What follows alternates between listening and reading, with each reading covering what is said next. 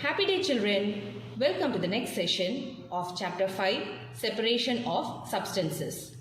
We have studied several methods for separation of substances from their mixtures. Often, one method is not sufficient to separate the different substances present in a mixture. Take a mixture of sand and salt. How will we separate this? We already saw that hand picking would not be a practical method for separating these substances. In such a situation, we need to use more than one of the separation methods. Take the mixture of sand and salt in a beaker and add water to it. Leave the beaker aside for some time.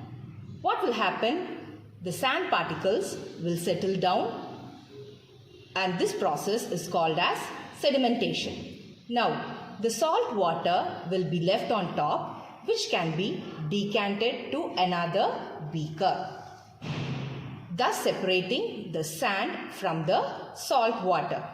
Now, take the salt water in another vessel and heat it. What will happen? The water will evaporate. It will change into vapors, leaving behind the salt in the vessel. Thus, the mixture of sand and salt can be separated by the process of sedimentation, decantation, and evaporation.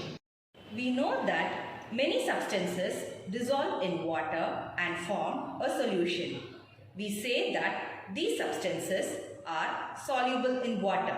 For example, salt. What will happen if we go on adding more and more of these substances to a fixed quantity of water? Let's take a beaker of water, spoon, and a cup of salt. When you add salt to the water, the salt dissolves completely and is known as solution. Let's see what happens if we keep on adding salt to the solution. After a few spoons, salt stops dissolving and starts settling at the beaker even after stirring it. The stage where no more salt can be dissolved in a given amount of water is known as saturation, and the solution thus obtained is called as saturated solution.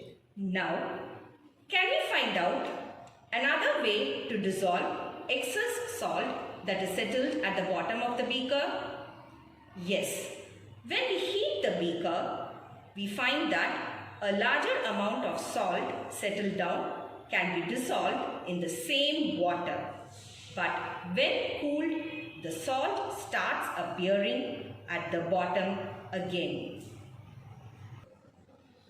So children, in this lesson, Separation of Substances, we have studied several methods for separation of substances from their mixtures. We also learned how to use more than one method of separation.